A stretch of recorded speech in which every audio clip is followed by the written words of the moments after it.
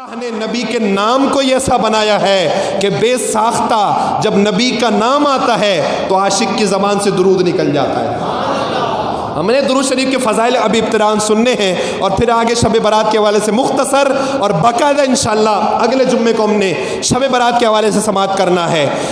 یہی مہینہ جس میں اللہ نے درود کو نازل فرمایا، درود شریف والی آیت کو اسی مہینے میں نازل فرمایا۔ تو درود شریف جو ہے یہ صیغہ ہے، ایسی چیز ہے جو اللہ بھی ادا کرتا ہے اور فرشتے بھی ادا کرتے ہیں۔ شاعر کی روح تڑپی کہتا ہے قطرہ قطرہ درود پڑتا ہے، قطرہ قطرہ درود پڑتا ہے، ذرہ ذرہ درود پڑتا ہے، میرے نبی کی ذات پہ صائم میرا درود بھیجتا ہے۔ میرا رب بھی نبی کی ذات پر درود بھیجتا ہے۔ اور میں عرض کر رہا تھا اللہ نے نبی کے نام کو ایسا بنایا ہے، کوئی نام بھی چومے نا، توجہ کرنی ہے، نہ بھی چومے نا، اس کے ہونٹ آپس میں خود ہی دو بار ایک دوسرے کو چوم لیتے ہیں۔ کیا نام ہے بولیے؟ محمد۔ ایک بار پیار سے لے، کیا ہے جی؟ ایک بار نام لے، محمد۔ کتنی شان ہے، فرمایا محمد کس کو کہتے ہیں؟ محمد کس کو کہتے ہیں؟ فرمایا محمد اس ذات کو کہتے ہیں الذی یحمد حمدا بعد حمد، جس پر ایک بار نہیں بار بار، ہر گھڑی، ہر وقت، ہر زمانے میں جس کی ذات پر درود پڑھا جاتا رہے، اس ذات کو محمد کہتے ہیں۔ یہ ہے اہل عرب علماء کے نزدیک اس کی تعریف، اور ہم اس کو آسان انداز سے سمجھتے ہیں۔ حضور کے نام میں کتنے حرف ہیں؟ محمد میں 4۔ کتنے بولیے؟ اللہ میں کتنے؟ 4 والے بولے، حق 4 یار کو ماننے والے کتنے؟ محمد میں، مسجد میں، ممبر میں، شاید بولنے لوگ اس لیے میں بڑھا رہا ہوں، کتنے؟ ممبر میں کتنے؟ صدیق میں، علی میں نہیں ہے، حیدر میں، ہاں توجہ دیکھ رہا تھا، حیدر میں 4 حروف ہیں۔ تو یہ 4 حروف ہیں۔ محمد میں کتنے؟ 4 حروف ہیں۔ پہلا کیا ہے؟ میم۔ پہلا کیا ہے؟ سب بولیں کیا ہے؟ میم۔ اس سے مراد ہے ماضی، اس سے مراد کیا ہے؟ ماضی۔ اس کے بعد کیا ہے؟ ہا۔ ہا سے مراد ہے حال، پریزنٹ جس میں موجود ہے۔ اور لوگ حال کو روتے ہیں، ہمارا کوئی حال نہیں ہے۔ ہم نے کہا واقعی کوئی حال نہیں ہے، ہمارا حال ہی یہی ہے، انسان کی اوقات ہی یہی ہے، پل بھر میں یا ماضی ہو جاتا ہے یا مستقبل ہو جاتا ہے، یا ماضی ہو جاتا ہے یا مستقبل۔ میں نے ایک جملہ بولا، بس بولنے کے بعد جیسے ہی دوسرا بولا تو پچھلا جملہ کیا ہو گیا؟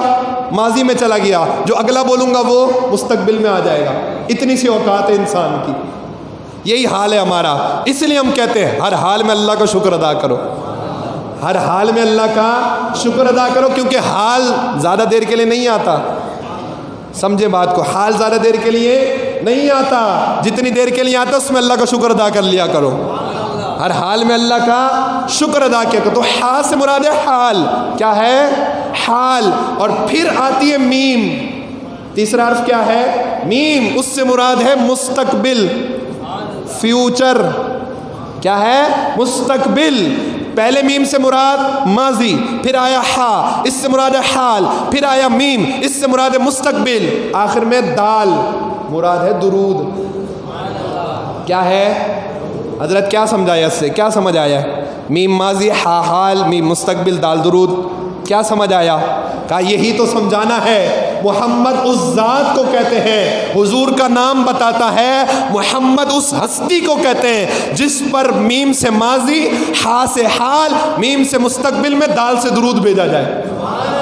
محمد اس ہستی کو کہتے ہیں جس پر ماضی، حال، مستقبل میں درود بھیجا جاتا رہے، جس پر ماضی میں بھی درود بھیجا جاتا رہا تھا، حال میں بھی درود بھیجا جا رہا ہے، اور انشاءاللہ دائیں درودوں کی آتی رہیں گی، سن کے دل شاد ہوتا رہے گا۔ خدا ہم سنیوں کو آباد رکھے، مصطفیٰ کا میلاد، مصطفیٰ کا میلاد، مصطفیٰ کا میلاد۔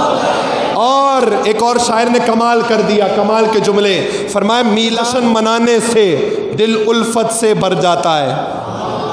سارے نہیں کہ جس کا بھرتا ہے کہہ دو سبحان اللہ۔ میلاد کا جشن منانے سے دل الفت سے بھر جاتا ہے، مسرور ہوائیں چلتی ہیں، ایمان کا علم لہراتا ہے، وہ پہلے تو امت کی بخشش تھی پیش نظر ان کے، میلاد کا جشن منانے سے منکر کیوں گھبراتا ہے؟